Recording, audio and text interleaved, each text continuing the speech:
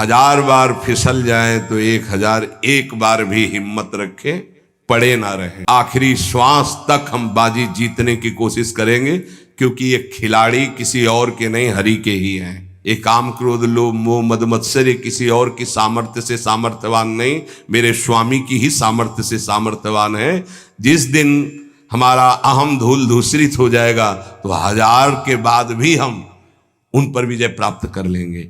इसलिए किसी भी स्थिति में कोई भी उपासक निराश तो होवे ना। प्रशंसनीय वो है जो इस समय विकार से लड़ रहा है, हर विकार को रौंद रहा है और अपने हृदय की मलिनता को सामने रख रहा है। कौन है हृदय की मलिनता को रखता है? प्रशंसनीय वो है इस समय जो अपने जीवन को संभाल ले। भगवान की असीम कृपा है उन उपासकों पर जो यौवन अवस्था को पवित्र करके चला रहे। सातरति सातरति सा लोकांतारति। आप प्रभु के लिए इतनी जलन सह रहे ना, वो बहुत कृपाल है, वो देख रहे, एक एक सेकंड का हिसाब होगा। आप लोग ऐसा ना समझे कि आप जो कष्ट सह रहे हैं, आप जो जल रहे हैं, आप जो बेगों को सह रहे हैं, तो इसका कोई परिणाम नहीं। भगवान बिक जाएंगे, ध्यान रखना। वो देख रहे हैं, उनके लिए तुम सह रहे हो, उनके लिए सह रहे हो। समस्त विषयों का आक्रमण साधकों के हृदय में, तो वो क्या जाने विषय पुरुष, जो मनाया सो खा लिया, जो मनाया देख लिया, जो मनाया भोग लिया, जो मनाया सूंघ लिया। चलो एक साइड में आके देखो तब तुम्हें पता चलेगा। इसलिए हमारी प्रार्थना मानना, कभी भी किसी भी स्थिति में उदास निराश और कदम पीछे मत हटाना। आखिरी श्वास तक योद्धा दुश्मन को परास्त करके विजय श्री की आशा रखता है, और हमारी आशा इसलिए पूरी होगी कि हमारे साथ प्रियालाल है। नागरी दासी जन्म जितायो बलिहारी बलिहारी। ये क्या जाने, ये तो जरा सा छींक दोगे तो तैयार हो जाएंगे हो हल्ला मचाने में। ये साधना जानते हैं क्या? ये चढ़ाई चढ़े हैं क्या कि फिसलने वाला कितना मेहनती होता है? जो चढ़ के जाना चाहता है फिसल रहा है, उसे कौन जानता है? इसीलिए बड़े बड़े महापुरुष इस बात को साधकों को प्रोत्साहन देते रहते। विषयी जी थोड़ी जानते, विषयी जी तो जरा सी बात हुई ना तो तोप बना करके वो अपना रजिस्टर देखो पूरा काला, कभी नहीं वो देखेंगे लौट के। हाँ, एक बिंदु अगर कहीं छिट्टी आ गई है ना तो हो हल्ला मचा देंगे। साधक ऐसा, साधक है। 1000 बार परास्त होने पर भी हमारा वो उदासीपन नहीं आना चाहिए, निराश नहीं होना चाहिए। चूक गए, इस बार भी चूक गए, आगे बढ़ेंगे, रौंदेंगे हम हरिनाम के बल से। हरसि हरिनाम जपत जय। निराशा नहीं आनी चाहिए अंतिम श्वास तक, क्योंकि युद्ध किसी साधारण से नहीं हो रहा। भगवान की शक्ति से संपन्न ये षड विकार हैं, कोई छोटे मोटे।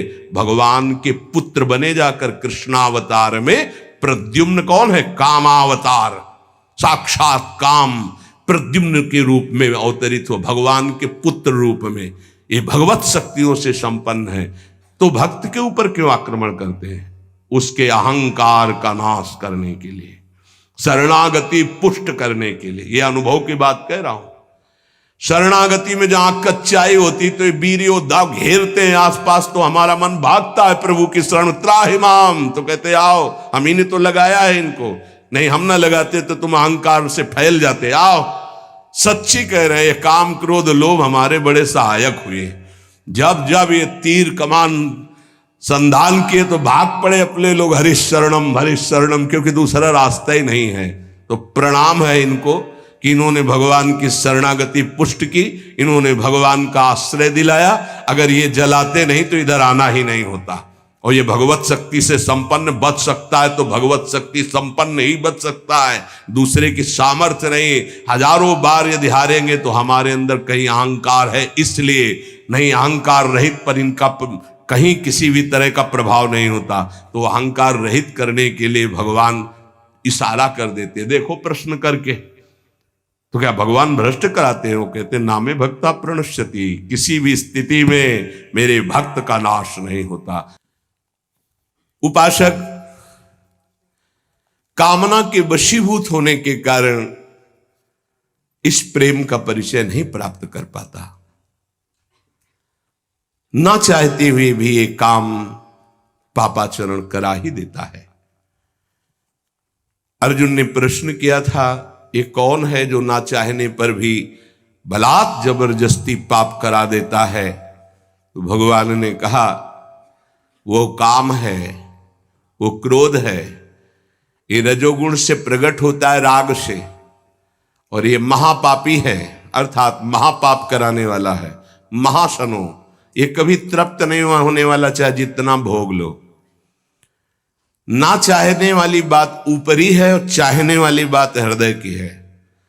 संसार शरीरों में भोगने से सुख मिलता है, अंदर बैठा है, और ऊपर से हम कहते हैं कि हम नहीं चाहते थे पर ऐसा हो गया।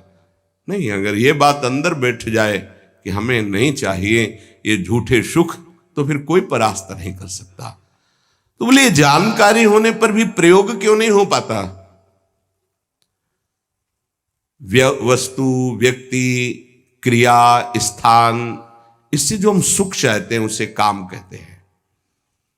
किसी शरीर से, किसी वस्तु से, किसी पद से। इस काम में शब्द तो एक है पर इसके दोष अनंत हैं। शब्द है काम, और अनंत पापाचरण कराने की इसमें सामर्थ्य है। काम में इसमें अनंत विकार भरे हुए हैं। जब तक मनुष्य के भीतर ये बात बनी रहती है कि शरीर भोग से, वस्तु भोग से, पद भोग से हम सुखी हो जाएंगे, तो ये काम पाप ही कराता रहता है। निर्दोष, निर्विकार, निष्पाप होने के लिए इस काम का मर्दन करना आवश्यक है। सहने से ये नष्ट हो जाते हैं। शास्त्र निषिद्ध कर्म ये काम ही कराता, प्रारब्ध नहीं कराता। प्रारब्ध से शास्त्र निषिद्ध कर्म जो किए उनका फल आता है सुख दुख। अगर शास्त्र प्रतिपादित है तो सुख आएगा, शास्त्र विरुद्ध है तो दुख आएगा। लेकिन ये जो हमसे पाप करा रहा है, कोई प्रारब्ध नहीं करा रहा, कोई काल नहीं करा रहा, कोई ईश्वर नहीं करा रहा।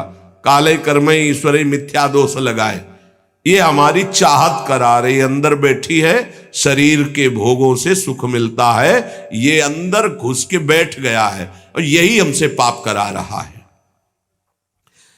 तो जब जानकारी हो गई तो फिर पाप क्यों हो रहे हैं? जब जानकारी हो गई कि ये काम पाप करा रहा है, तो हम इस जानकारी का प्रयोग क्यों नहीं कर पा रहे हैं? तो बोले, धूमे नाव्रियते वह्निर यथा दर्शो मलेन च यथोल्बे नाव्रतो गर्भस तथा तेने दमाव्रतम। ये ज्ञान ढक गया है हमारा, जो ढका हुआ ज्ञान, ये प्रकाशित, ये काम में नहीं आएगा। जैसे 3 उदाहरण दिए। भगवान कह रहे, धुएं से अग्नि ढक गई, मैल से दर्पण ढक गया, और झिल्ली से गर्भ ढक गया। अब झिल्ली के अंदर बच्चा है कि बच्ची पता नहीं चलेगा। दर्पण है, हम काले हैं कि गोरे हैं पता नहीं चलेगा, क्योंकि मैल से। धुआं होने के कारण पता नहीं चलेगा कि अग्नि है, पर बहुत जल्दी उसमें अग्नि प्रकाशित की जा सकती। फूंक मारो, अग्नि पैदा हो जाएगी। भगवान ने 3 उदाहरण दिए। उपासक में ये 3 तरह से ज्ञान ढक जाता है, तब काम अपना प्रभाव दिखाता है। 3 इसकी स्थितियां हैं। जैसे धुएं से अग्नि ढकी रहती है, ऐसे ही काम विवेक को, ज्ञान को ढक देता है। बुद्धि में निर्णय निकल रहा है कि ये तो गलत है, नहीं करना चाहिए।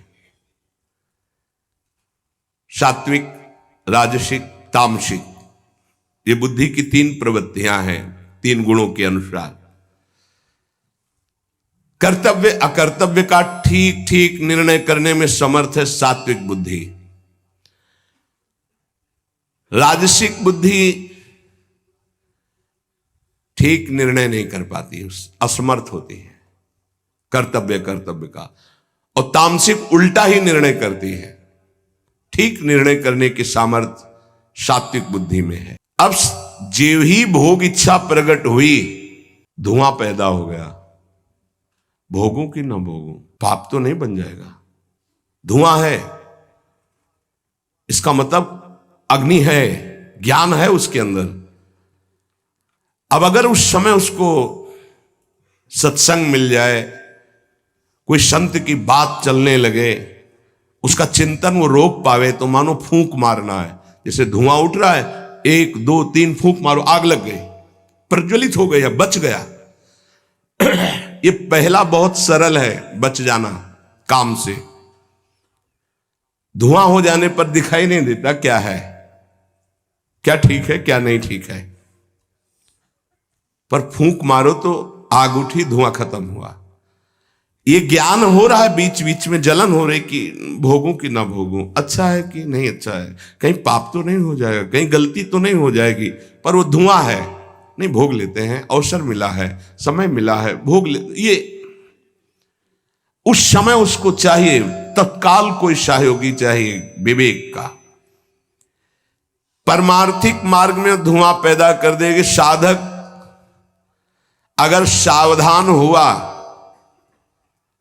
तो तत्काल प्रयासरत हो जाता है इस धुएं को हटाने के लिए। फूंक मारने का मतलब कीर्तन शुरू हो गया, वो सत्संग शुरू हो गया, किसी संत के पास तत्काल बैठ गया, उसकी वाणी सुनने लगा, वो धुआं खत्म हुआ।